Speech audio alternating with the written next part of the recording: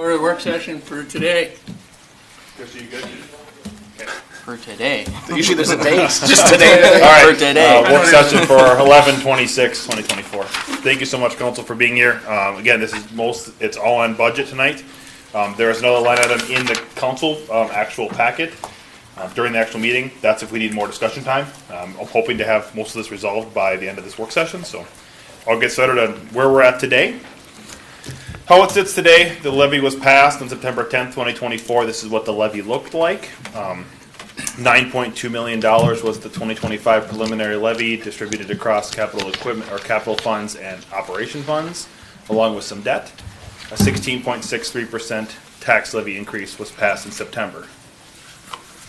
The levy was supposed to keep the tax rate the same for homeowners. This was set at 35.530%. That would have set, and the top graph or table shows what the proposed taxes were supposed to be, and I'll use the average home of $525. It's supposed to be $1,893 for 2024. It was projected to be $1,887 for 2025. What the preliminary levy actually changed was the tax rate to 37.265%. What that changed was that instead of having a decrease of $6 for the year on your taxes for the city of Dayton's portion only, you had an $87 a year increase from 2024 to 2025 that you saw in your property tax statement. I'm assuming most, if not all of you, have looked at that property tax statement or have gotten calls on it. How did this happen? And the reason is fiscal disparities, and I will try my best to try to explain this. It is very complicated, so it is not quick and simple, but fiscal disparities was set up in 1971, right around the time Met Council was set up by the metropolitan area of Minneapolis and St. Paul, and it was set up to distribute tax capacity from communities that have lots of commercial and industrial development to communities that have more residents and households. Essentially, commercial and industrial property pay more taxes, so they're trying to redistribute those from the people that are working at those commercial industrial properties to where they actually live. That was what the fiscal disparities was set up for. How the formula works is there's a contribution, so what each city gives in is 40% of the tax capacity of all commercial and industrial development, which is in Dayton for us. And the distribution of what we get back out of that pot is based on the percent of residents and households we have compared to other cities in the 7-county metro area. So how it stacks up is exactly 40% of our tax capacity goes in, and then a percentage comes back out to us. The net result of this year, which was not projected, is an $800,000 worth of tax capacity that didn't stay in the city of Dayton. We were net losers, as in we gave in $800,000 more to the pot than we got back out. I want to make sure it's noted that there are winners and losers of this program. Winners are Brooklyn Center, Champlin, communities that are heavily residential and are built out but don't have a lot of commercial industrial development. Losers of this program are Rogers, Eden Prairie, communities that are either building currently or have lots of commercial and industrial development and not as many residents. So, for example, Rogers loses $8 million, Eden Prairie loses about $20 million of tax capacity to this program, where Brooklyn Center gains like $9 million and Champlin gains like $3 million. So it's just a perspective of winners and losers of the program. Again, it's within the 7-county metro area. That's not just Hennepin County. It's also Anoka County, Ramsey County, Washington County, Scott County, Dakota County, all the 7-county metro area of Minneapolis and St. Paul. What would the council like to do? So there are several options. I provided those in the packet for you to have. Some of them are listed below. They are not in any particular order. But staff has taken the information from the preliminary levy council meeting, which was direction from the council was keep the tax rate the same. That was what the direction from the council was. And we prepared some options to address the decreased tax capacity that no one projected, including staff. So the options are listed out in columns there, option 1, option 2, option 3, and option 4. All of which, or some of which, some affect operations, some affect capital items overall. The total of $375,000 is the reduction in the levy needed to keep the tax rate the same from 2024 to 2025. Now, there is an option 4. You don't have to do anything. There's not a requirement for the council to reduce taxes. But then what you saw in your preliminary tax statement is what you will see in your final tax statement in 2025 when you receive that in March. Now, you don't have to do all $375,000. You could say, we want to do $250,000 of that $375,000. then your preliminary tax statement would be still wrong, but it wouldn't go down to the same tax rate. You'd still pay, if your valuation stayed the same, you'd pay slightly more taxes in 25 than 24. So that concludes really my presentation to the council related to what happened, how did we get here, conversations we've had in the past about long-term planning and so on and so forth, all go into this. And all of the information was brought to you, again, department heads and myself got together. What are the best options that we can think of? And you can mix and match those. So it doesn't have to be all of option 1 or all of option 2. You can mix and match different items within option 1, option 2, option 3 to get to the whatever number the council would like to do. So what today is for staff to answer questions and the council ask questions if you have any. Give us some general direction or at least majority direction on where you'd like to see the tax levy for the December 10th meeting, which is in 2 short weeks. And it's really in a week and a half for staff because we have Thursday and Friday off this week. So I will stand for any questions, and we have all the department heads here so that they can answer any questions if you have any. Who wants to go first?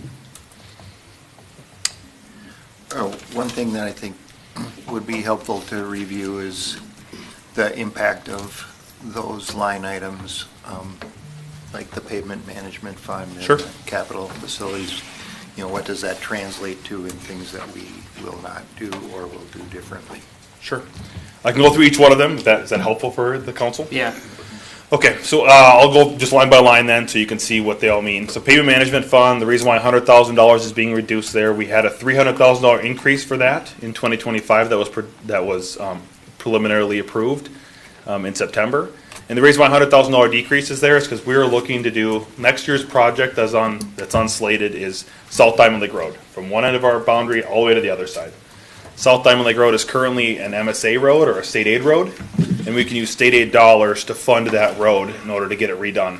What that means is using somebody else's dollars or your other tax dollars that you'd pay, state aid dollars, to be able to fulfill the need within the city of Dayton, and we wouldn't use levy dollars for that project. What then would mean that we'd be able to do a different project next year, maybe quicker, or be able to save more dollars up for another year project, because there are a few years in there in the long-term plan that are negative, as in we don't have enough money in the fund to be able to do all the project, 100%. But it also doesn't forego us of any projects that we're looking to do. The next state aid project that we'd be able to use funding for, so we are going to be positive in state aid dollars in 2025 at the beginning of the year. It'll be roughly $500,000 will be positive. The next state aid project is probably the Rush Creek Parkway and Fernbrook intersection, possibly. I'm going to look to Jason on this one. He's the MSA expert here. And I think that's in 26 or 27. Yeah, that's probably the next slated. Territorial Road would be another option. I don't know if we would use state aid dollars for it, but it would be eligible if we did go that route. That would be the only other project I can think of in the near future. And what will we do to territorial? That's to extend utilities from essentially the end of the businesses on the south side. This is down by the Oh, to interchange get on in. the west Oh, side of okay, the that side. interstate, or Dayton Parkway, rather. And how long can we accumulate these MSA funds? Yeah, so you can accumulate them for a while, Yep. but it is highly advocated against the program. So the program is set up for if you spend more money, you get more Get more money. money. I think we So covered what? that Yeah. So what previously, happens yeah. with it, and it seems really odd, is when programs don't use their dollars, the state will say, you don't need any more money, we're redistributing your allocation, and we're giving it to the communities that have spent it. So, for example, we'll use Edina as example, because that one has a very high balance of MSA dollars. The state will say, you don't need your money anymore, you're not doing any projects, we're redistributing Edina's state aid dollars, and we're redistributing it to all the communities that have a negative or a much lower balance. So, there's technically no quote-unquote limit, but that's just arbitrary with the state. The incentive to spend gets higher and higher through Yes. penalties and other, Yeah. through the allotments, as So Zach spoke. the idea is that we're negative. So I'll use an example of we funded Pineview with state aid dollars. You can allocate up to 5 years allotment Instead of early. pulling in advance, We right? did 5 years allotment early in Pineview, and we paid it off in 4 years because of increased traffic, but also redistribution. So that's why talking this year using it for South Diamond Lake Road versus not having enough money to be able to do anything right now. So that's why. So that's pavement management. That's why the suggestion was $100,000. Again, not a huge amount for pavement management, but we could slowly eke that back up over time to continue to put into roadways. $900,000 was planned, $800,000 would be if option one, or one of the options was used on that one for the 375 reduction if you wanted to do that. That does not include franchise fees that still go there as well. That's around $600,000 as well. So it's not just levy that goes into that pavement management fund. Capital Facilities Fund, this is related to the signs I'm going to talk about that wasn't mentioned at the last council meeting. There's been a lot of movement towards moving signs, so staff doesn't feel like we want to continue to levy for dollars that we're not going to utilize and spend, and we haven't spent them in the last few years for new signs. So a $100,000 decrease seemed reasonable. We could even do $150,000. Right now we budget $370,000 a year into that fund. Essentially just kind of banking a little bit of money each year to be able to fund a bigger project. We don't have a bigger project on the future. The only one is those facilities that we talked about, which is the fire station and the city hall and police station. Those got bumped to 2031 in your last conversation. So removing $100,000 out of that seems like a temporary kind of item. So you can do 100 or 150, whatever you want to do, or you can do nothing, whatever the council feels is the best. Capital equipment, that's for the future ladder truck. That was discussed at the council meeting when we passed the levy, that we'll put $100,000 towards the future ladder truck as a potential way to reduce dollars later on as the levy. That could be a way to cover that. I have, and I can show projections of being able to fund that ladder truck in 3 years with the current tax rate, as long as we're able to fulfill other needs and all the other stuff in town. We don't have a whole lot of other large capital equipment needs that are already budgeted for and need large increases to get. So you're saying like you're not changing the price of the truck, just dollars get allocated towards the purchase? Yeah, so right now we were just trying to put money forward towards that project based on some direction from council. Doesn't mean it has to go there. Based on staff's projection, we can save the money from 26, 27, and 28 to pay for that ladder truck in full without having to pull out a bond based on projected items. And I'm happy to share that too. I have some of those things pulled up. The $30,000 is for moving records management system. We have currently allocated $90,000 already in budgets previously. And that records management system is not going to be final paid out until 2027, so there's no reason to levy those dollars early. That's based on information after we passed the preliminary levy. Fire, this is reduced estimates based on paid on-call staff. The $18,000 is really no different than the 45, except for that just what ended up being the last number of getting to 375 was $18,000. Doesn't mean you couldn't do 45 there too. $45,000 is roughly the estimates we put in based on paid on-call staffing models. That's related to training time. That's related to how many people are going to show up on calls. That's related to various other items of we don't know how many increased calls we're going to have next year. We're using some estimates. If our estimates are wrong, then we're kind of shaving our, what do you want to call it, buffer for any estimates that we may have for paid on-call staffing. And the $45,000 is based on, like I said, on that full-time staffing of 2 projected. I don't know if we'll be able to do as many estimate reductions. We don't have those full-time staffing models because we don't know how many people are going to show up to calls. It's just more variable in our numbers. Police flocked down from 10 cameras to 6. This is based on the fact that 6 cameras gets us access to the flock system, confirmed by the chief. We don't need 10. 10 are great. Can we ramp it up over time? Yes, we most certainly can. $15,000 can come out just to get us access to the entire flock system. Police, we can move a full-time hire to full year to half year. I think that's pretty self-explanatory. Public Works, part-time we have hired in the budget. We would start them in Q2. That's $7,000. And then various small decreases in department line item budgets, $500 to $1,000 in several line item budgets gets us $8,000. And honestly, we could probably switch whatever one's around. And it's $10,000. It's $10,000. So. Those are the line items. Does anybody have any questions on specific ones of why those ones were options thought of by staff? Are those fire numbers based on the $30 an hour? Yes, thing? they are. Yes, they are. Okay, so are we looking at that, given that $30 an hour was put forth because of a reason that was false? We can most certainly look at it. The fire dollars were put in at $30 an hour. That's just based on conversations we had with the fire department overall, and information about trying to get them their money now versus waiting it over time. But that is how the $30 an hour came to fruition. That's the $45,000 that's related to that. It also seems somewhat reasonable given that you pay someone $17 for the burgers at McDonald's. So to pay somebody $20 run a burning building doesn't seem right. You know, that doesn't seem very equitable in pay, in my opinion. Granted, it's just my opinion, but maybe at $22 an hour, some of you want to sign up to be on the fire department because it's worthwhile. I don't know. But $22 an hour wouldn't get me on the fire department. All the communities around us are at 17 to 20. But it still begs the question, is that right?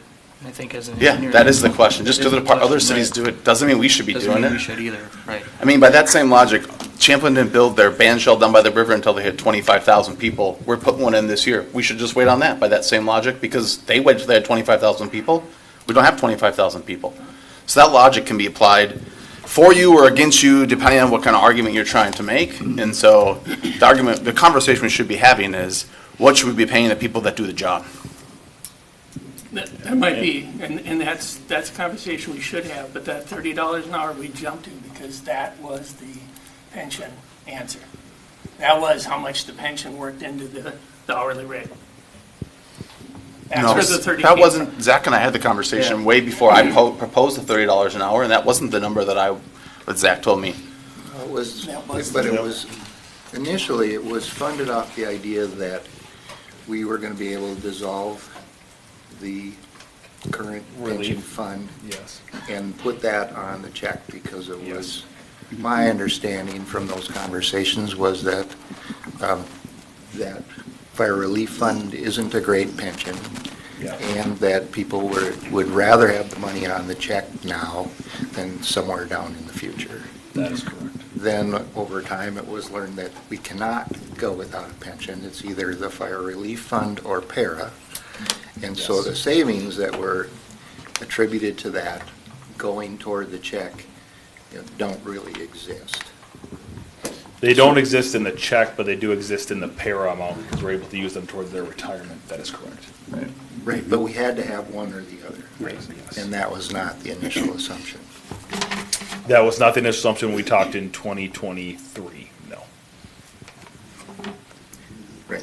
Well, so we've got to get to an answer on this, but it just needs to be clear that the original notion of how this would be paid for was kind of a net zero deal, and it's not. It was an ad. It's in the budget now, Correct. but Yep. it was an ad. I would agree. I mean, I don't know. Yeah, Mayor, members of council. The caveat to this too as well is the pension. We did some work to take a look at other people's pensions. $3,250 is not competitive with our neighbors. So when we look at that, I'll give you the example. Rogers currently is defined benefit, meaning they're getting $5,150 per year service. Anoka, Andover, Elk River, and Ramsey. Elk River is $9,735 per year. And then Ramsey, Andover, and Anoka Champlin are defined contributions. So everyone has their own little fund. So it varies in that capacity. So what we're trying to accomplish is being an attractive employer that has a decent pension. The mayor's correct in the fact that we do have varying pay. Paid on call pay for Andover is $19.45, Anoka Champlin's $19.80, $16 an hour for Rogers, and it looks like Ramsey's about $17.70. This pay program, along with the the police fire para. And I said this before, I think when I did my work session back in May, but if you have an average firefighter, if they make $10,000 a year, let's make that assumption, their para police fire pension, they're vested at 5 years at 50%, and then they're 100% vested at 10 versus, or right now at 10, you're vested at 60 and 100% at 20, and we're just not seeing that length of time. So what it also does with the assumption of $10,000 a year, and they say they retired at 10 years, they would get 30% or $3,000 forever, if you will, per year. So a little over a couple $100 a month for them and their family. So it ends up being more lucrative. It does save on the pension side for the city, Zach can confirm these numbers, but it saves probably about 50,000, 45, 50,000 for Kevin and I's pension, because that is no longer paid by the city, so that is one of the savings. Correct. And that's what I've talked about in the past, is that we'd be able to cover the full-time people's para with that state aid down. State aid. Yep, Yeah. that's correct. If I'm not mistaken too, Chief, that when, say those that have more than 6 years worth of service on this, on the current pension plan that they're on, they get paid out. But then they initially still, when they go back to para, they have to start over. So like those that have 10 plus years on, they get paid out of their initial retirement, but then when they go into para, they start over at zero, right? That is correct. So for the payout currently, so if the Relief Association dissolves, and the city, Zach and I, city council, has no ability to influence that. That's completely up to the firefighters. But to Travis's point is that you will pay out, it's a benefit for all current members. They will all be paid out at 100%, because the assumption has to be that they're here for their 20 years. Now granted, when they look at the pension fund, it is overfunded currently. I don't exactly know exactly how much, but everyone would be paid out with the assumption they're here for 20 years. So even if you have a 2-year member, they're going to get all of their 3250. So they'll end up doing fairly well in that capacity. And then to Travis's point, they would start over again. There is a little bit of liability with having a fire relief as well, from the city's perspective, because we have to fund that no matter what. That's a requirement for us as a city. So there is, if it, let's say the market totally crashes, and again, our current fire department is the one investing their own dollars. So if it totally crashes and all of a sudden people start retiring because of that, the city is on the hook for those dollars to cover the $32.50 per year for every firefighter that leaves. And if that pension fund is negative or below a X percentage, the state essentially sends us an invoice and says you have to pay that. And we were still feeding at about 20K. Yeah, we are still. I said right now we're sitting at 100%. So I think this is it's a good conversation to have, because we're at a right time where it's not going to cost the taxpayers or the city any dollars to, move to a new system. Yeah, there's no what do you want to call it, liability on the city to switch. If the liability was, let's say in 5 years and the pension fund is not doing well, and it's like now we're switching to the new system, now the city's on hook for that difference if it's below 100%. So the 45,000, does that adjust the potential pay? I guess the $30 an hour you talked about, does that reduce that at all, at least through this?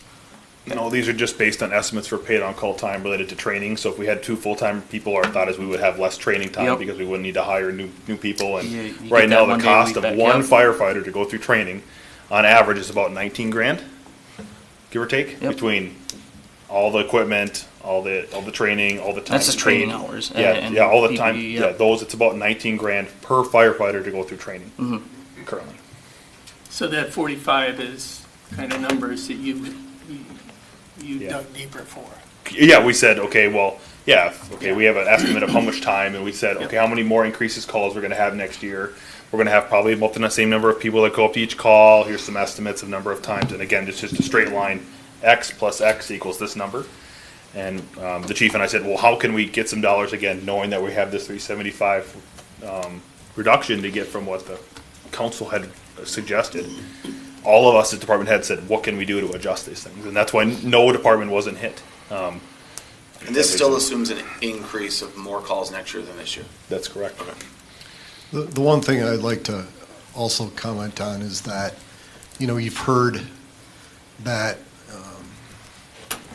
the new full-time staff, so to speak, will be free, or however it was described. And the reality is that to a certain extent that it's true, because we're repurposing, when a call goes out, we're paging out the whole department. So all 26 members that we currently have get called out. So the reality is, if I have a stub toe, all 26 members could come to that call, and then we're paying those dollars. With this system, with a duty crew and our full-time staff model, we can incur several more calls because we have staff that's here. So the cost doesn't go up per call. Actually, the cost goes down because we're able to accommodate, those calls where people are physically here, where right now we have no understanding of how many people are going to show up. Well, yeah, and that's based on our current call system, right? Where everybody's on call, but nobody's really on call. Right. Correct. You got it. You got it. We have a staff that has a full-time job, and it's a part-time job. It's hard to get them to sign up to say, yeah, if I get a call at noon, I'm going to come in, or to assign them to that, because they have a full-time job to pay their bills, That's how companies do it. Yeah, but again, if it's a full-time job, that makes sense. If you're a doctor or something, I could see that being the case, but this is not their primary way to earn their living. This is a secondary benefit So they're we- providing to the community. We need to get past this. I mean, at some point, we got to pass a budget, right? That's what I'm here to do tonight. Well, not pass it. I'm looking to get good direction. Good agreement. Yeah. And, I mean, we've been talking about firefighter stuff since April. We Yep. need to make some cuts to get this $375,000 problem fixed. But I'm not seeing a way to a budget at this point, if you think of the larger things.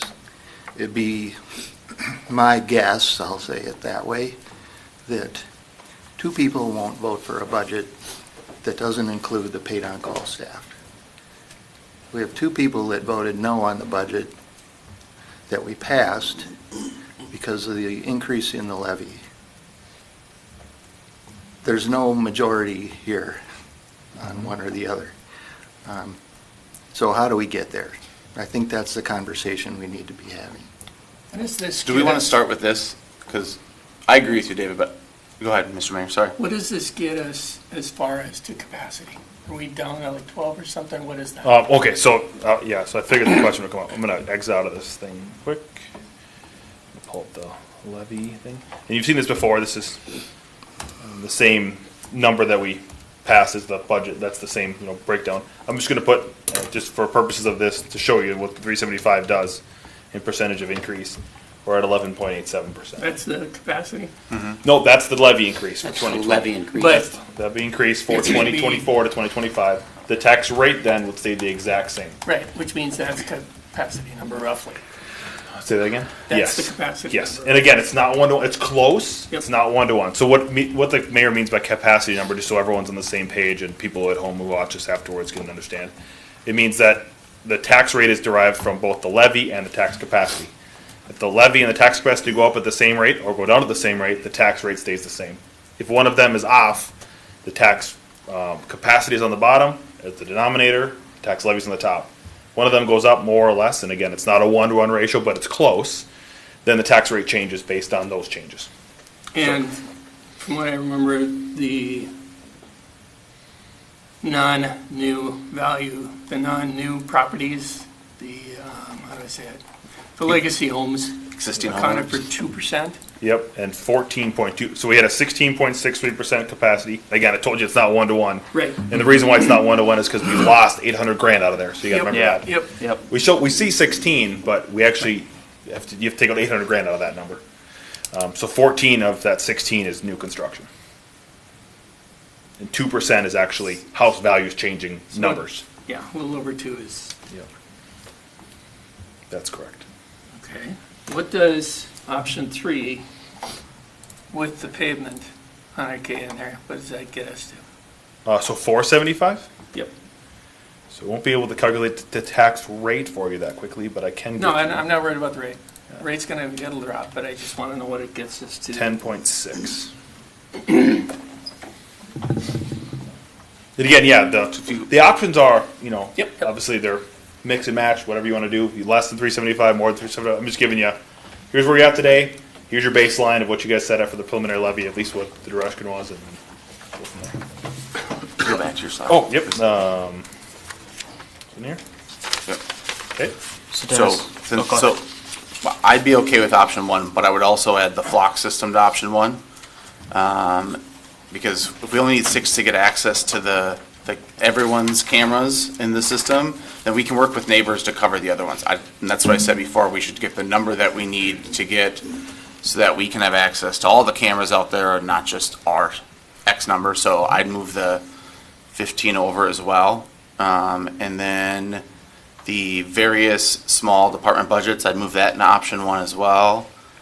And then Marty, the part-timer that you're hiring in Q2, is that to mow? Is that like a summertime thing, or is that? No, that's to help Kelsey manage her work because she's doing more and more communication stuff. So it's going to be a part-time admin assistant in the office. person, Okay. And will that person actually manage our app and our stuff to get stuff pushed to the app finally so we can utilize that better? We would look at Kelsey having more time to be able to manage that. Okay. So I would move those over, and then anything above the 375, so the 15 and the, So you're talking 405 for cuts. yeah, so the extra 35, I'd put that, well, I guess I would. Extra remove- 30. Yep. The extra 30 I'd remove from the capital equipment fund. So I would get it back to 375. Sure. Because then we could start saving for the ladder truck. Okay. So you'd like to put 30 grand towards the ladder truck? Yeah. Okay. Yeah. Okay. Because you said that's where the 100 grand for the capital equipment's coming out, Yes. is out of the ladder truck fund, which we That's correct. said we're gonna purchase. Yep. Getting a deal, because we're buying it now, not 3 years from now or 5 years from now. Yep. And so we should start saving, and there's a path to get there before it's. By ordering it today, we saved a significant Yeah. amount of money because we don't have to worry about any increases that are happening, and they're roughly 3 to 5%. At least at the last time we looked at them, were per quarter. Per quarter? Yeah, per quarter. Per quarter, Say there's- not yeah, per say year. there's per a few year. rounds of Compounding. increases that they had counted And that's for. why we ordered it when we did and brought it to the council, is because we said, it's not gonna get any cheaper, Yep. and it's not gonna help us at all to wait. And I think there's a path to get to, like you said, buy the entire thing by the time it's. Yeah, there is, and I wanna get where we're at today, I wanna kinda show, and then most certainly, we can talk about the future. And that keeps us at the 3553. Yeah, 35.61 or something like that, yeah. Because right now it's at 35.642 or something. Oh, like yeah, that. I'm sorry. Yeah, Yeah. correct. So it does keep the tax rate, I think it's a small decrease if you do 375. Okay. So that's where I'm at. I think that gets us there. And gets us to a budget. Anybody else? Here's what bothers me about this whole thing. All we're really doing is borrowing from Peter to pay Paul to spend the 16%. What do you mean? How? Well, you're cutting money out of a fund, out of a can, that indirectly, it could have been cut out of that can 6 months ago, Sure. when the budget was preliminary made, when it was first made. So we're keeping that number higher as a slush fund, when we could have actually taken 375 out of that original 1.3 million.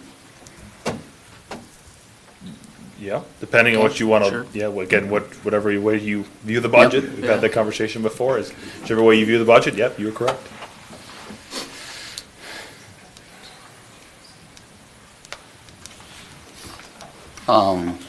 That 45 on the police, that still leaves $30 an hour. 45 on fire, yes. On fire, I mean. Yep. Which, to me, we should have that conversation. I mean, just because we say everybody else, maybe that's not the right system, well, maybe $30 an hour isn't the right system too. Point being. Point being, I mean, you made a comment that maybe everybody else is wrong. Why is it right if we do $30 an hour? And I've never said it was right or wrong. No, I just said I'm just not because saying you Yeah, did. but you're using the words right or wrong, so I want to be Travis clear with just my did. point. Travis just did. No, there's more He said maybe context every. is what I'm looking for, I Right. guess, as far as like, hey, does the industry, are we meeting industry standards? And just simply using the conversation that our neighbors are doing doesn't necessarily convince me that it's industry standard. Oh, okay. So what staff needs is direction from the majority of the council of what you'd like to What budget. does it do if you make that number $20 an hour? I'd have to go back and look. It's going to be more than 45,000, but Okay? It's gonna end up jacking that number up, right? what number? That 45, or bringing it down. Yeah. So the $20. So if you said, okay, we're just going to pay them all $20 an hour. Okay. Now, are you going to go with the full-time staffing model, or are you not? Because if you aren't, then I don't know if that $45,000 is going to work, because now you have to cover the time that full-time staff would be here. Now you're paying more people to come to the calls. Well, No the different than you're doing conversa- today. Yeah, the conversation we had a while back, there wasn't support for the full-time staffing model. I don't know if there is today or not. And that's I why mean, I'm asking the I question. mean, I don't know that answer. Mm-hmm. And I'm not saying, I agree with all of you guys that $20 an hour for a firefighter is peanuts. I get that. So don't die on that hill. Huh? Said so don't die on that hill.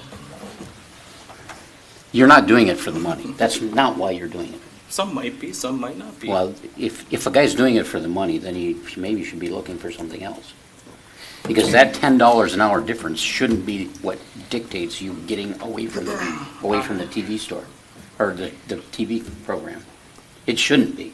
That's not why you're doing it. I think that the 30 is a question, but I don't know that the 30 helps us here. Yeah. Because it's gonna bring that, it's gonna adjust that 45, so the 30 should have been a question back when we were told that the pension goes away. That's when we should add an open conversation about that, but we had incorrect information. The other thing that, I mean, indirectly, we still have a slush fund of about $750. Correct. Slush fund of what? From You where? told me a while back that there was $750,000 that we haven't spent yet, that we could use that if we had to.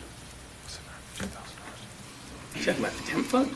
You talk about the temp No, fund? no, Oh, no. just the balances that we haven't spent. That we haven't on spent. There's Equipment or. equipment or whatever. Oh, sure. Maybe in all the funds in total, we probably have that. Well, then that's where that sign money is coming from, right? Yeah, that's like I said. That's why it's like, well, why do we continue to levy? That's no different than your question of, okay, I don't even know if it was 750 to be honest with you. Yeah. It's probably a total of all of the funds of like extra money we have in there to be able to, okay, let's say a good deal comes up and we're like, we need this project to come forward now. Let's do it now, and we can get a better deal on it. No different than we did, like I said, for like we use the parking lot next door. It's like, it's a good deal. Let's do it. Why don't we just do it now and pull it forward? So that's why the 750 exists there. The idea is that we don't run on bare minimums so that we can do those things. No different than you don't in your own home. When a good You don't deal run on comes bare across, minimums and go, right. oh, Exactly. it's a good deal for a car, but I ain't getting one because I can't afford it because I got to wait for my car for next year.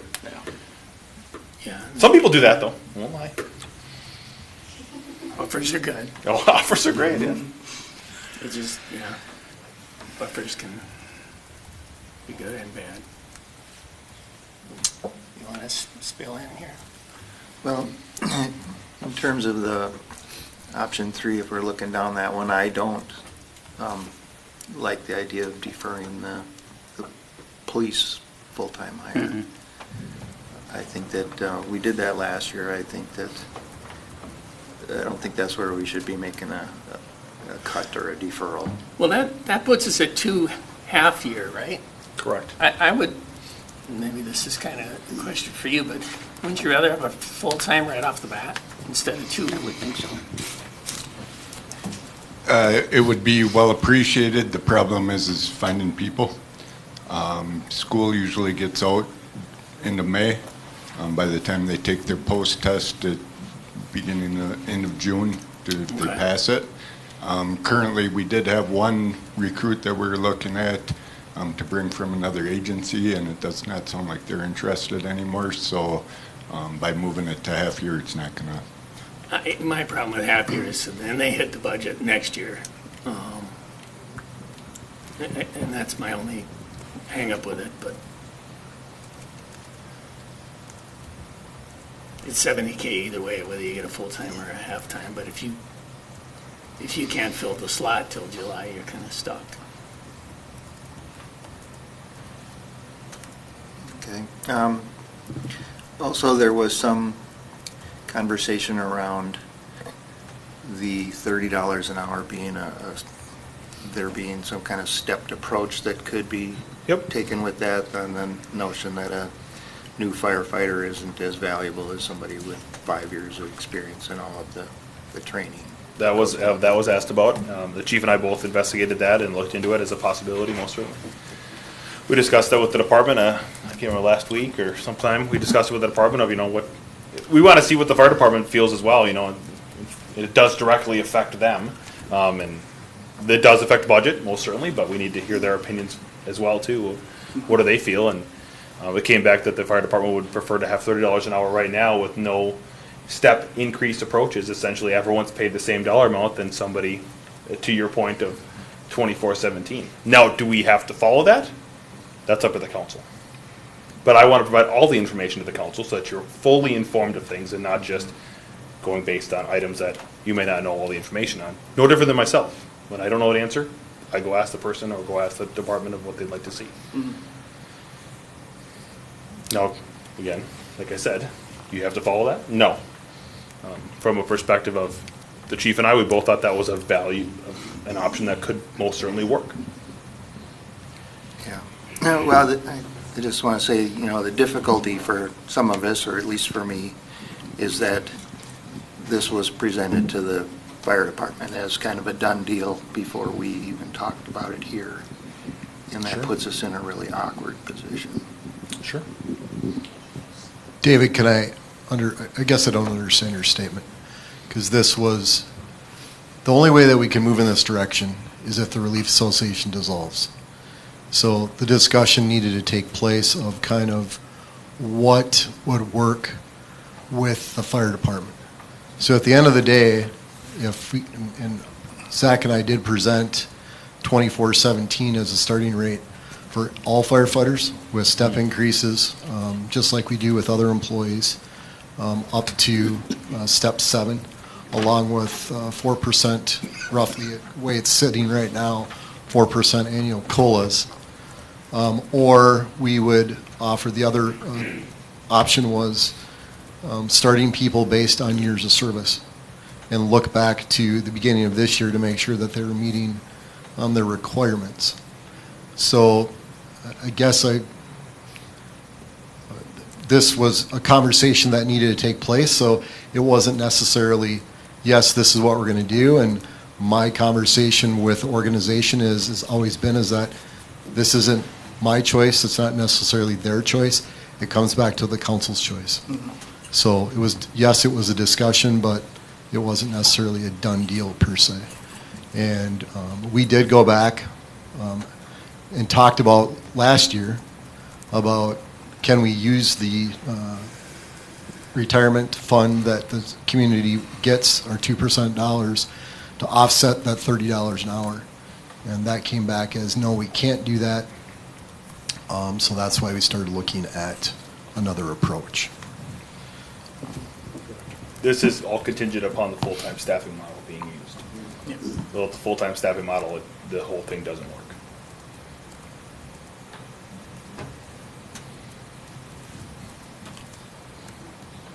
Yep. And one So thing how too, will you get there?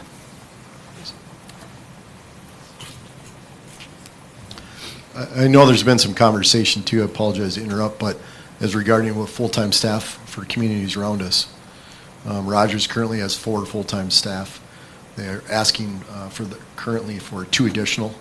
Anoka Champlin has 5 full-time staff, so however you break that up between Champlin and Anoka, they're all one department.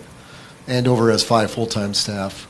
Elk River has 5 full-time staff, and Ramsey has 5 full-time staff.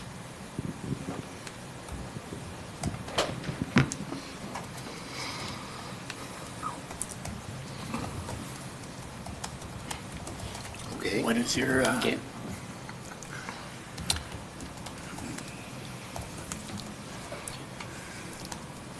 Well, my list ultimately doesn't look much different than this one. If you're leaving which one? then the option 3, I guess, at this point. If I see option 3 with the 100K, I think I'm good with the pavement. Pavement You're saying management, put it back in there or take it out? I'm saying Back into move the 100 over to option 475. 3, and I'm good with option 3. I mean, we talked about that pavement. We agreed early on that we were 100K above what we needed or wanted in there. Correct. And we decided to leave it just because it looked like we were in good shape. But now it's clear we're not in good shape. That's correct. Mr. Mayor, members of the council, I would recommend, if you're going to do that, move that 15,000 for flock over. I think we can start with 6, see how they go. And it still gets you what you need, right? And get us the data that we need. I'd hate to start with 10 and then say, well, the 10's kind of useless, so Yep. I'd rather start with the 6 and then work our way up just to make sure we're doing it right. Well, let's move that over too. Yeah, I agree with that. I mean, I guess that was on my personal list as well. I had taken the 8,000 in various small cuts, 7,000 in the public, delaying the public works hire, 100K in the, and maybe we can talk about that if we're moving the other one over, but the 100K that we were going to carry forward for the ladder truck, since we, learned now that we were 375 short of where we thought we were, I thought that could come off. 100 for the pavement management, the 30 for the records management piece being delayed, and then again the 15 for the flock camera reduction. So you shifting the one, on the option 3 on the screen, are you shifting the capital equipment fund 100,000 up to pavement management basically? Yes. Okay, I'll get on board with that.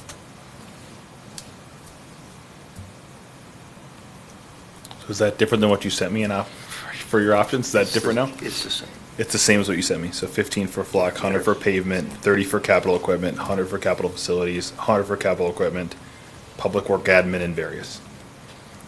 That's 370, 360 something, and then the change would come from fire. Yeah, and I had thought that we were getting, by not doing the 50,000 in easement acquisition, but that comes out of a different Comes out of a different funding fund. That is source, correct. so that one doesn't count. Yep. Although we can get rid of it, it just Well, I doesn't. think we should, but it's not helping here. It does not help the levy at all.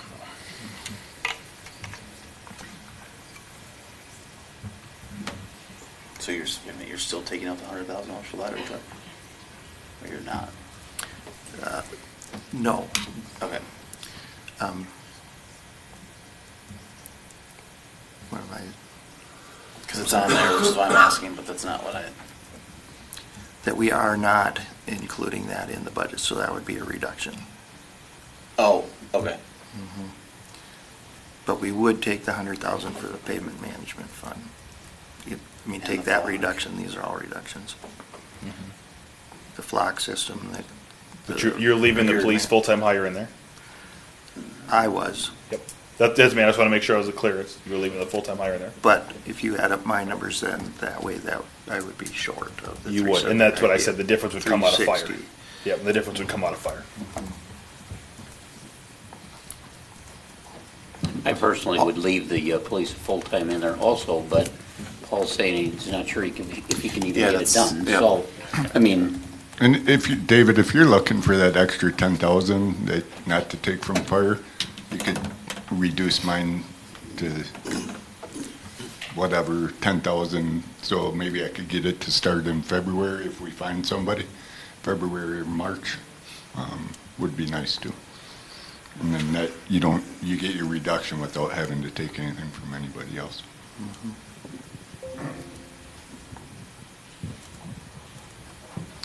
I'm going to go through the line items, and I just want a head nod for a yes or no. And if you have, do you have any other suggestions? Anything else that really pops out to the council? Like I said, staff went through all of it to try to figure out what would easily be cut. Is there anything in the original budget that we discussed in preliminary that you want to add to this line list?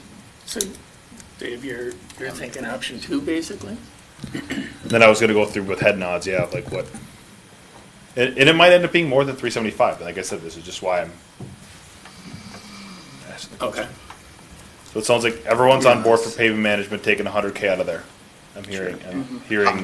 Did we I know we said we were 100, weren't we more than 100 over? Didn't we expect it to be significantly more than 100 over, given the 300 next year we're going to I get? was thinking it was more than 100, but not. Me too. I didn't think it was much more than that. Okay, I I say, don't- can I we don't push think it that to was- 150, you think, or no? You could. It's up to the council. Yeah, so Sorry, I know it sounded like I was asking you, I was Oh, sorry. asking the mayor, his Okay, thoughts sorry. on this, I didn't clarify Sorry. that, sorry, that's something. But what makes sense? I mean, the number we had come to in that work session, I don't remember what it was, but I thought it was somewhat over 100. Yeah, I remember it being between 100 and 200, but I can't remember the exact number, what it was. It was somewhere in there. I don't remember the You don't exact number, to be remember? honest with Yeah, you. I'll honestly, take a look. But Yeah. I do know Right. it was over $100,000, which is why staff recommended 100 grand. Okay. Now, could we do 150? Yes, we could. It's not going to affect anything as long as South Diamond Lake Road gets done with MSA dollars next year. It really leaves a lot of levy dollars to be able to do for projects in 2025 and 2026. So 2025, we got some big projects like the signal improvement down on Dayton Parkway. We're looking at doing that. That's got to Yeah. come out of levy dollars. That's expected to be $1.5 million within the Two two sets, lights right, and wasn't it? two sets of lights. Yeah, we're going to try to have the developer pay for as much as possible on that one. So, I mean, again, it's you could do 150, sure. And there's assessment money there too. Yep, correct. But that has to be fronted. You know, we got to pay that money right Personally, away. And then we I'd get stay it back. at the 100 and leave some in for that ladder truck. That ladder truck's, that's a big issue. Well, that's why I was trying to say, if we Lenny, cut a little more- bit more from the pavement management fund, say it's 110 or 115, that allows us then to allot the funds. 10,000 bucks isn't, on a $9 million budget, $10,000 or $20,000 is nothing. We say that, and then I'll bring you something that's $20,000, you're gonna say we don't need to spend it, so I'd rather just, if we're gonna. It's incredible that it's 9 million, number one. Well, I know, but my point is to be about $7,000 item on here and $8,000 item on here, right, that we're gonna talk about, so, and we're short, how much on yours, 15, whatever it was, so like, if we can get that to 115 or something, that also then makes it a little different. Okay. Go ahead and go down the list. Okay, so 100. Do we want to do more than that? I'm hearing. Want to do Could it 150? be one of those things like up to 150? Yeah. Like, could it just be up to 150 Yeah, and then you figure it out as I'm trying to all get some numbers direction go from the out? council because Right. it's not going to be unanimous, and I understand Right. that. Yeah. So I'm just trying to figure out what's a good budget because we have to come back as staff, and I'm going to be in charge of putting the budget in front of you, and I don't want everyone looking at me trying to rip my head off, which maybe you're already doing Personally, already. So I'm better at 100 there. And if you gotta cut anything, capital facilities, I mean, okay, the wish list is constantly way too high. the priorities are different depending on the person. Yeah, So I'm hearing $100,000 from pavement management. Everyone's comfortable with that. sure. I'm just gonna go down the line and then we can add it up at the end and then go, okay, where are we if we need to add any more? Capital facilities, 100, 150 or nothing. 150. 150. 150. Okay. Do you wanna go more on that one, Scott? No, that's fine. Okay. You said you wanted to cut, I'm I'm Oh, that's sorry, the place just to cut it right making there. notes here. Make it more Okay, if you want. capital equipment is a total of 130,000. Records management and the future ladder truck. Would the council like to do all 130, something less? 100, I think 30 grand is, honestly, staff is telling you to cut 30 grand, so cut 30 grand, please, and then 30 grand, yeah. if you want to cut more than that, let us know. If not, then 30 grand. I'm okay with the, well, let's take them separate lines, take these one Okay. first. I'm okay with the capital equipment, the records management system for Okay, so 30,000. 30 grand for capital, okay? Yep. Okay. That's for the records management. Now, $100,000 for the ladder truck.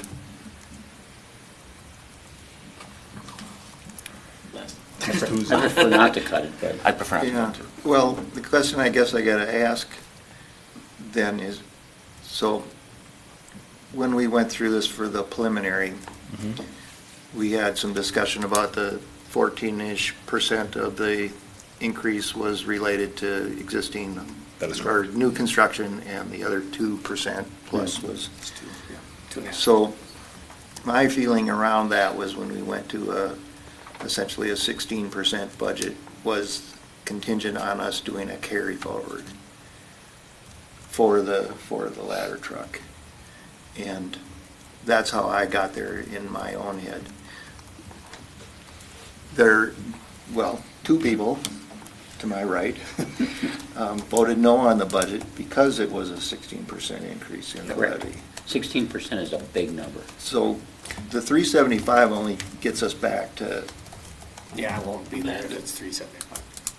so that's where I'm at. If we've got a budget problem we didn't have a couple months ago, and, is it still practical to carry forward that 100? We're gonna have to get it somewhere, right? And I thought that saving toward this thing was the right idea, but if it's, if we still don't have a budget we can pass, then, does We just that need make three. sense to keep that in there? We need three of us, that's all. That's correct. You Easy just need peasy. 3 of you. That's it. Easy peasy. So ladder truck, I'm hearing keep it in from a majority of the council. I got one that says for sure keep it in. To me, it'd be the last Oh. thing you'd cut. Oh, you're cutting it. I say keep it in, but whatever. You mean, Keep it in, what does keep it in mean to you, Scott? That means you're saving the money Yeah, for it. keep it in Okay, means the yes. levy, it's staying for the levy. Okay, yes. I would say the same thing, that the money stays in the levy for the ladder truck, and if we have to cut something, that's the last bucket we I'm cover. not gonna put that in the line, okay. It's either that or you cut the ladder truck altogether, and then that, which, maybe No. that's another comment, but It's, Couldn't. it ends up with the tanker, it's $3.5 million. Okay, 100,000. fire, are we, Right. and I want, it's gonna be a two-part question for fire. We have the paid-on-call staffing, 45, I'm gonna say 45 grand for reducing estimates, that's what I'm gonna use for fire. $18,000, the only reason that's 18 grand versus 45 is because they got to 375, it was just the difference. Yeah, there's just something in there. It was just a filler number to Yep. fill it in. I'm gonna use 45 for fire, that's based on 2 full-time staffing. So that's why I wanna make sure it's a two-part question, because it's 2 different things. yep. And they both relate to each other significantly. So, I don't know which one to ask first. Do I have enough council support for 2 full-time fires next year? That's the question. Well, I'm not there. I mean, I get the question. if we're not there, we have a mess anyways, right? Because you'd have to go back and redo all this stuff, Yeah, and we're that's at the correct. back end of November. That's what, that's a mess. We're at the back end of November, and we've been working on this thing since April, and we're still in a mess with this thing, so. It's frustrating. So I don't know what to say on it, because if we say no, all your assumptions are toast. So if you say no to full-time staffing, You just gotta pick 45 someplace else. then yeah, the 45,000 has to come from somewhere else. Then the estimates would go back and say, okay, now we're back at 45 grand.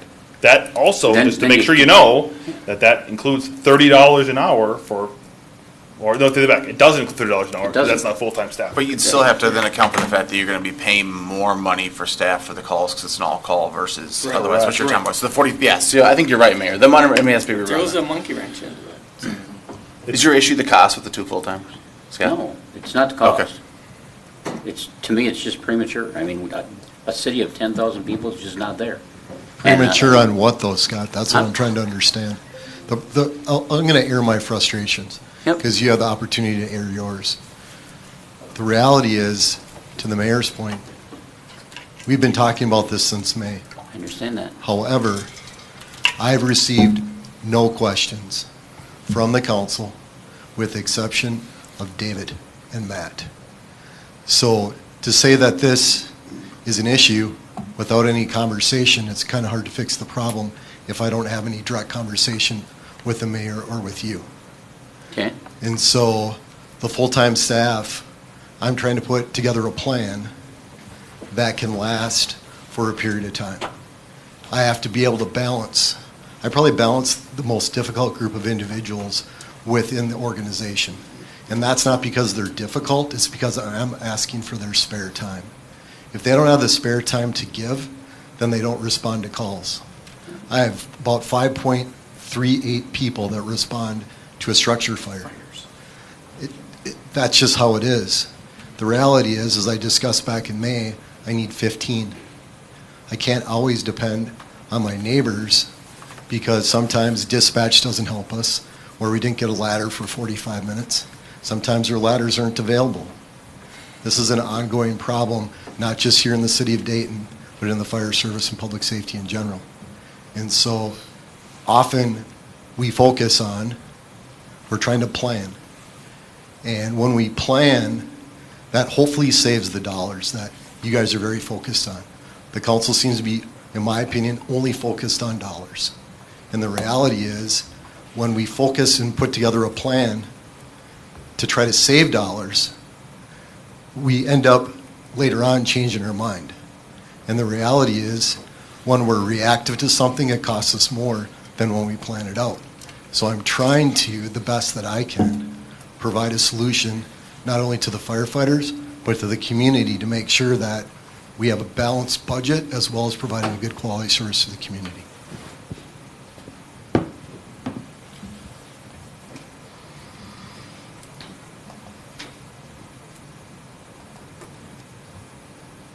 So is the 45 a reduction in staff from the fire department? Yeah, so it's a two-part question because we cannot pay $30 an hour for firefighters if we don't have the full-time model, because I can't reutilize or take the state aid dollars and apply it towards retirement accounts. I have to then, we just pass the money through. We get the money in and we pass it out.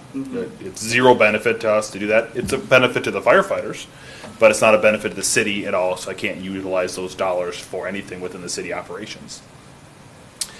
Hence why we were gonna say, okay, if we went to a full-time staffing model, paid on call model would then increase to $30 an hour, because I can then offset those dollars that would then normally just pass through to me. I could utilize those for retirements for both Gary, or the chief, assistant chief, and the paid on call model, and the paid on call staff. So it's a two-part question, and it's a difficult one, because one relies on the other one. And if one doesn't get approved, then the other one doesn't get approved. 45 grand is based on estimates that Gary and I went through and said, and nitpicked every single line and said, okay, how many actual calls are you gonna get? How much actual training are you gonna do? How much actual time you're gonna have? Nitpicked every little bit and said, this is what we have left. There is a risk there that we have, is that if we have a bunch of structure fires next year, not gonna if we don't, our budget's shot either way. Because we're gonna have people here and we're gonna be way over budget. Because we don't have any estimates or actually, I don't wanna say fluff, because it's not fluff, it's just Buffer. we don't have any buffer for those things, so we don't know what's gonna happen. If we have a huge increase in call volume next year, not what we don't. If we do, that's 45 grand was our. That's no different than if you have 3 times the snow that we did. Yep, no different. It's no different, same thing. You got it. That's, we pay a ton of overtime for public works people, and I put them in there and I say, this is probably pretty close, but 2 years ago, we blew through that, and I think we went over by like 50 grand. And that's when we had all the conversations about, let's not go for budget again, let's not have that happen again. And then last year, we had no snow, so we were, I think we're 35, 40 grand under budget. That's why budget's gone so well this year, is because we don't have any snow, so. But that's the exact conversation is, what do you budget? And I don't think any which way you look at it, there's no right way, because everyone views it differently. With a $375,000 reduction, you say it's 11% increase to the It's budget? 11.7. And how much that's coming from existing versus 11.8, and it's new? 2.5 is coming from existing. Yeah, so, yeah. But wouldn't that percentage change though? Nope, so this is the levy versus the tax Okay. capacity. Still So same. Okay. the tax capacity change is related to, so we saw 16.63% increase in the tax capacity year over year. Mm-hmm. But $800,000 of that, so I don't know what percentage that is. Has to come It's out. gotta be, I don't know, at least 3% or something. Came out of that number then, so then each of the numbers from, the new construction number would go down 3%, because that's where all the new money came from. Okay. So the new construction number would be, and again, I'm using 3% because it's probably pretty close. It's probably 11.4 or something for new construction next year, and then 2 or 2.5% from existing construction. And that's that fiscal disparities thing I mentioned a couple slides ago. Previous slide, whatever one you want to use. So I think what we need to do is, from a staffing perspective, I need to know if there's support for the full-time staff. If there is, then I think we would say, the fire department would say, we could do 45 grand as cuts. That's what would happen, because we have less worry about estimates and buffers, because we have those full-time staffing here that, they're able to work 29/12. Yeah, they can work extra. They can work a 29/12 schedule, which is 56 hours a week. Without paying No overtime. overtime. Without paying It would be paid unless it was The over full-time 50. staff. Yes, Correct. over 56 Full-time hours. staff, we would not have to pay overtime until 56 hours that week, so I would assume that they're gonna still respond to calls. No different than our assistant chief responds to calls.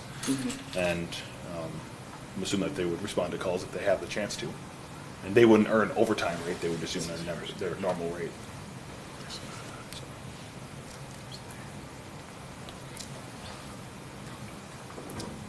Well, you're the swing guy, buddy. I want to respond to Gary. I mean, I get the whole fire department thing. What I don't understand is why is it okay for everybody else? I mean, you're comparing Champlin, you're comparing all these other cities that are 2 or 3 times the size of this city. I mean, Champlin, they have 5 full-time for about 60,000 people. Anoka And- Champlin. Anoka Champlin, yeah. Both of them. Yeah, together. There's 5 combined, yeah. And what I don't understand about, and I get it, I mean, there must be in our, I don't even know how many fire guys we got, 29? 26, right? 26, so we've lost a few. We've Out of them lost 2 because of 26, scheduling issues. how many of them have a day full-time job? 27 of them, or 23 of them? All of them. I don't know. All 26 do. All of them. They do, okay. And I understand your question, because what we're up against ultimately is people are valuing their time. I get that, I So understand that. therefore, they don't have the time to come, if you will. And what this does is, and this started back in 2005 when Roseville and Plymouth started a duty crew, because they were starting to feel the impact of people not responding. So my job, to help the community and to help council, like I said, is to have a budget or a system that will try to mitigate both. And I'll be fully transparent. Just because we have this model does not mean that it's all going to work perfectly. Because the reality is that if people leave, then it puts more pressure onto those that are still here. And right now, we're basing this on 20 hours per month. So we continue to struggle with getting people to commit to all the training that it takes to become a firefighter. And therefore, they just don't have the time. So eventually, at some point, if we're not able to try to put something together that can put some more structure and build, they can account for when they have to be at the fire department, then we continue to lose people. We lost 4 people this year because of not having that predictability in their life, if you will. Now, this system, as I said, may not work for everyone, but this has been kind of what has worked to kind of bridge that gap until we have to add full-time people, more full-time people. But as we add more full-time people, obviously that's very static for the budget. It costs more, but it minimizes the amount of PPE I have to handle, the amount of people I have to train and so forth over time. So I'm trying to incrementally put together a plan, for the next 5 to 10 years on how we would get there. But this is kind of where we need to start.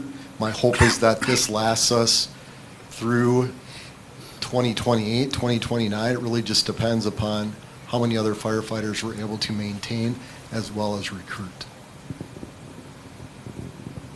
And a lot of it has to do with call volume. So I neglected to put that in there, is that right now we're seeing about 10% year over year call increase. Right. So when I started, I think we're 353 calls. This year we're going to be probably, right now we're sitting at 543, so I'm guessing that we're going to be probably around 604 to 605. So we're pretty close to doubling the call volume in those 2 years. And the other, like I said, the issue is the number of firefighters that are actually turning out for a call, regardless of the type of the call. So this provides. So what happened, what would happen if you went back to, instead of 575 calls, what would happen if you went back to 250 calls? Then what would happen? How do we get there, though? Yeah, how do you? How are you going to get back to, how are you going to one-third the number of calls? You get rid of some of the medicals. Then it puts That- pressure on Paul. I understand that, but that's what every other city does. No, they're not, though. Champlin does. No, Champlin? they're running a duty crew. Full-time staff on that. They're running duty fire crew at stuff. night I mean, to bridge that kinda gap as well. counterintuitive at that point, right? Also, my guess is that the police officers are going to cost us more than the fire departments. I don't know. You tell me, you guys would know what costs more, a full-time police department person or a full-time fire department person? I don't know. Probably full-time police. I Pay, don't know what benefit, they're. the whole I nine would yards. say Yeah. full-time police department. Yeah. I think the only response would be, or the only benefit there would be response time. It would be significant, so. And as we continue to add, we have some presentation tonight when we add multifamily. That's going to increase the call load between police and fire. Probably more so probably in police, maybe depending upon what the types of calls are. But we continue to increase both of them. So Paul's staff is extremely busy. We've been able to utilize them. I mean, I gave the example earlier in the year when Paul only had one person on, and he was helping block traffic on Dayton River Road when we had a fire, but his calls were stacking up in that capacity, and then looking for mutual aid from Corcoran and Champlin to help him with that. So it's the trickle-down effect. The situation we had yesterday was pretty significant. So both of us are responding to that. But then there's still other calls going on. So a lot of cities have gone towards law enforcement is doing law enforcement. They're policing, and fire's picked up that. We've had some pretty, and I'll say this out loud, and because I called on it today, but North Memorial did not do us any favors today or yesterday when we responded to the significant call we had yesterday, and we had another issue with them today. Basically, the medic froze yesterday between police and fire. We're able to pick up that gap and get that person to the hospital. And then today, we had poor service from North with a patient where they don't want to really serve the customer, so to speak. So I believe it's important that we have a representation of somebody that gets there fairly quickly before North or whoever that service is that comes in. And if we don't have that, then they just sit there without any, I'm assuming they feel like, well, they've kind of been abandoned to a certain extent. No one from their community is coming to help them. I'm not saying that this is easy. I completely understand it, but public safety, it's not attracting, as Paul's indicated, trying to find people.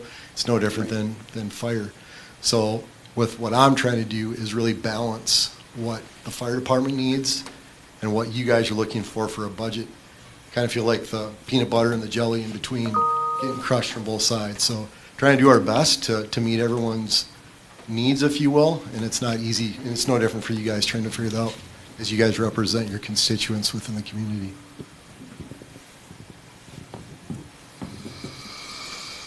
That I need some direction. And we can skip that line item, move to the next line item so we can come back to that. Why do we do that? Okay.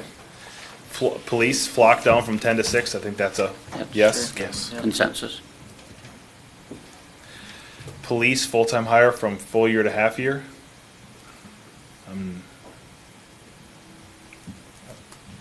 Yeah, Want to. based on what the chief said, I am okay with You're that. okay with, everyone's okay with moving Yeah. that to the half year? Okay. I wouldn't be, but Paul said he can't get it done anyway, so.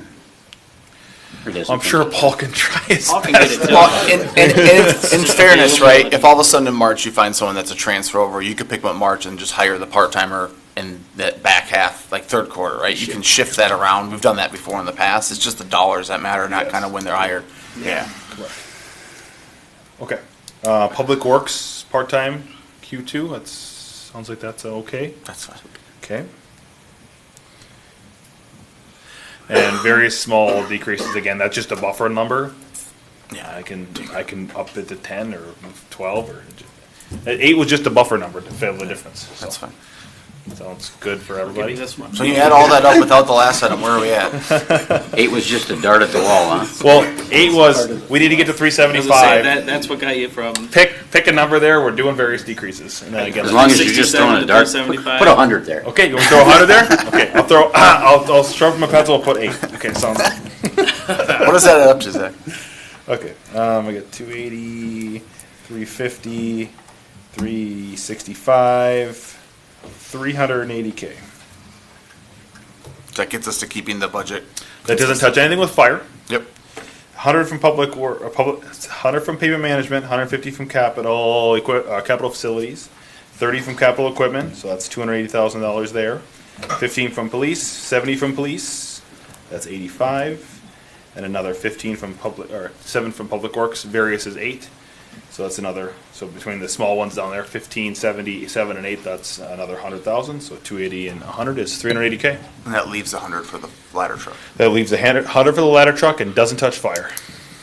So that allows us to then So then, fund the 2 full-timers and the pay increase. yep. And I would still, and if the council's okay with that, we would still look at going to a $45,000 decrease.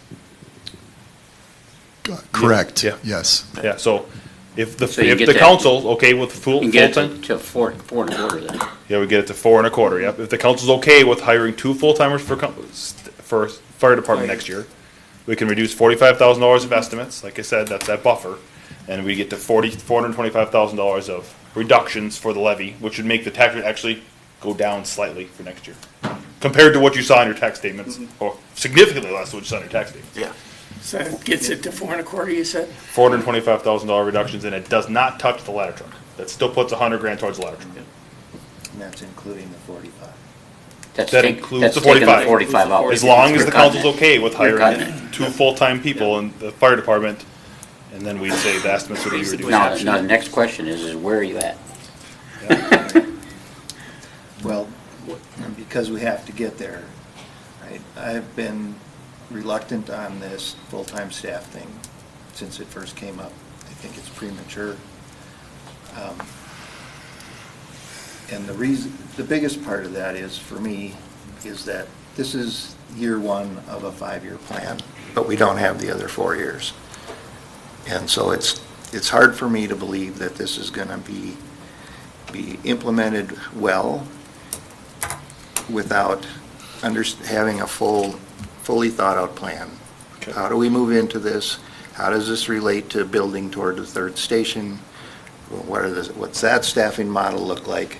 All of those pieces are yet to be defined, at least for me. It's not something that's been, if it exists, it's not been shared with us, and that makes me really nervous about this. I think this is the right model. I think our big problem is in the daytime, and this will do something toward that. So I think it has value.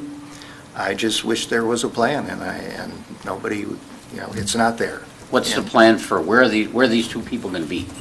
Where do they stay? So You're bringing them to your house? yes, no. Done. Mayor Solonic and members of council, so there is $25,000 in capital to fix the facilities here to accommodate staff, just moving things around. And so they would reside here. There's other benefits to this. And what those are is that currently right now, Station 1, because of its location, and let's back up a little bit too. I want all of us to work on not calling it Station 3, because we're not going to have Station 3 in this community. We're going to have 2 stations. It might be Station 3 for a moment in time, but Station 1 is going to close at some point. So ideally, the plan is to have 2 centrally located fire stations, one to the south and one to the north. But they would reside here, Scott, to your question. It does a fair amount of things. Currently, right now, we have a problem with Station 1. Not what I mean by that is not with the staff at Station 1, but how they are able to serve the community. Without full-time staff and moving to a duty crew model, currently right now, if you probably ask anyone at Station 1, 99 out of 100, 9 times out of 10, whatever it is, they're canceled.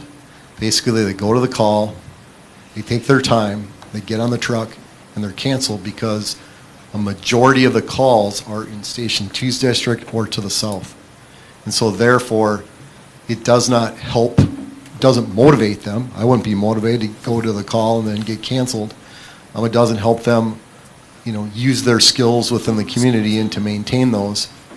And then it does provide, kind of a slower response time, on that side of the town. But what it really does is it brings us together as a group, and everyone then has the same opportunity to serve the community and then also provide some predictability in their home life and them trying to be able to plan when they can respond to the station. We anticipate next year, again, numbers, it's a swag, scientific wild ass guess, but we're looking at probably about 170 calls that would be outside of from 7 in the morning or 6 in the morning, whatever, until 10 at night to where we would have staff here. So what that does is that means that staff can respond pretty much a lot of places within the community within 6 to 8 minutes. And that's a standard within the fire service is about 6 to 8. And that's what we're trying to get to. This will also help if the council is interested in ISO rating with staffing. It will help with some of those areas of the community that are listed as a 10 when we go back to build Station 2 or the replacement for Station 2, if you will. So there's lots of things that are benefits that we haven't had an opportunity necessarily to talk about holistically outside of ultimately the costs, which I understand are a concern.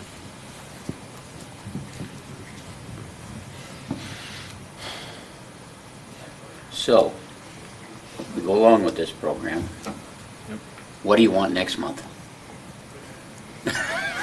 That's just a, I'll be honest, I believe. Fire Lamborghini, that's what he's gonna want next month. I really, no. I really think this plan will help us get to where we need to go over time. I know David's frustrated because there's not necessarily a plan, but I've been here for a short period of time.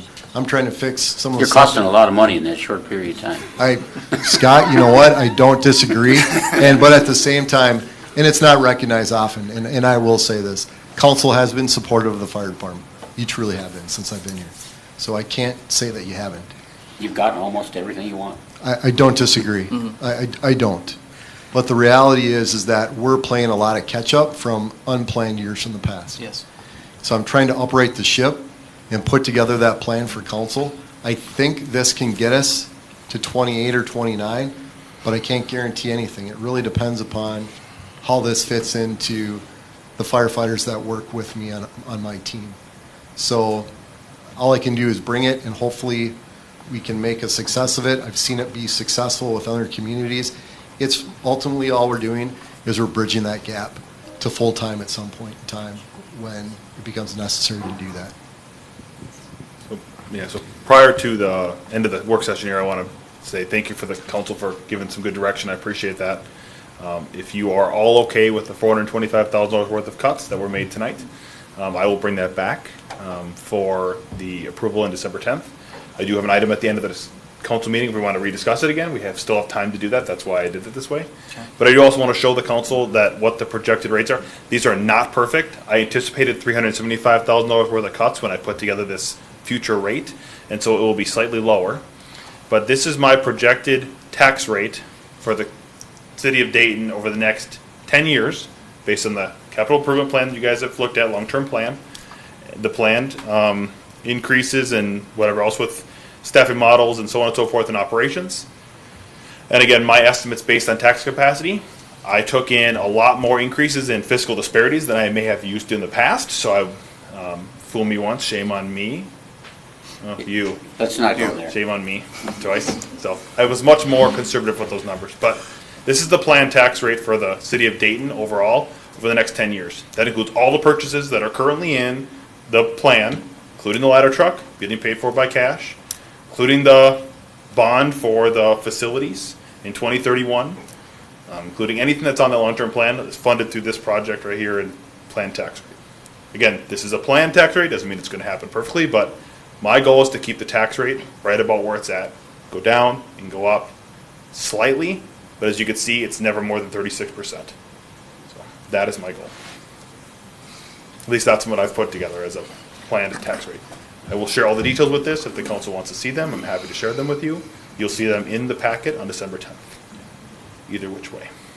Do you have any other questions for me? Otherwise, I will wait till the end of the meeting. You got 4-minute warning. Yes. Yeah. So I'm just going to say two more things out of this, that this is not the path I want to be on. And we're going to, well, I'm going to have to back away from that a bit, but what I would like to see out of this is that by the time we start budgeting again, which will probably be in 3 weeks, but by the time we start doing this again, that there is a long-term plan for the fire department, that we not get this a page at a time. That has been the most uncomfortable part for me, is that what are we doing next? The second thing is that we need to be showing, we're saying that this is going to improve our response rate, it's going to do a number of other good things for us, then I'd like to see some metrics that we actually measure. Okay. And report on. Sure. And those are, Councilman Fashant, those are easily obtainable on a monthly basis, weekly basis, daily basis. So that's not a big deal. We can share those. We've shared those a couple times in the past. We most certainly can share them every month now. Yep. Yep. We can most certainly do that. Noted. Anything else from the council on the work session budget? Not from you. They're Thank you very shareable, much. but we had to, Huh? I don't know that we've made that many strides in the last year and a half as far as reports. I mean, personally. We've shared a There's a we've shared surprise handful just of more. about quarterly, a couple of them are quarterly. It just, it's, Well, part of it might be we should vocalize what we want to see and how often we want to see it. Because if it gets sent and then no questions get asked and they don't think anyone's reading it, then well, why am I pulling this if no one's using it? And so I think taking the step of saying we want to see this and we want to see it monthly, quarterly, biannually, annually is an important piece to that. Yeah. Because if no one knows you want to see it and you don't ask for it, then we don't know we can get it. So, but we have had reports in the past that we've seen staggeredly. I won't disagree with that one bit. That we all of a sudden get a report, and so if we want them on a set basis, just tell them no, we want it on a set basis. Yeah, I don't disagree. I know that the information's being collected. I think, though, that you have to look at this because this is a significant change in the staffing model. That you look at it like a process improvement project. I mean, so I agree. planning, you can say we're, I guess, past that point. So now we're going to do it, right? So then we have to check it.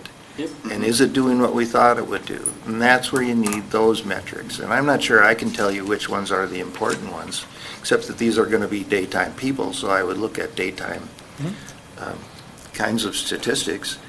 Because if it's not working the way you thought it was gonna, then we need to Shake it up. change course, adjust. That's the whole process, and it should be ongoing.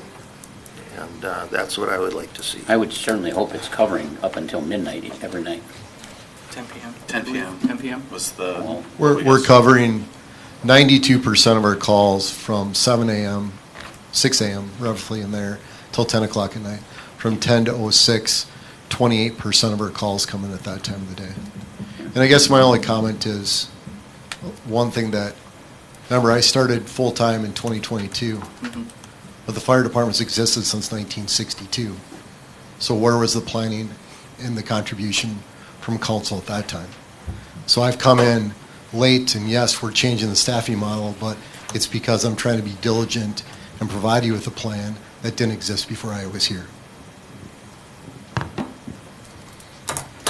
Okay, Thank you. Right. thank you very much. Take a 5-minute recess Yep, and let's take reset. a recess. Thank you. Thank you.